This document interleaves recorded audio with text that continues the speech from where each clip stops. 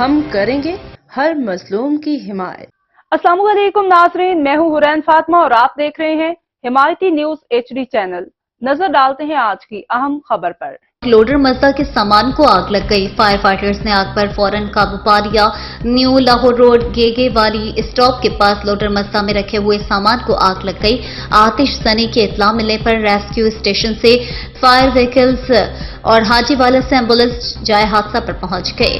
Rescue 112 کے fire rescuers نے فوراً فائر فائٹنگ شروع کر دی۔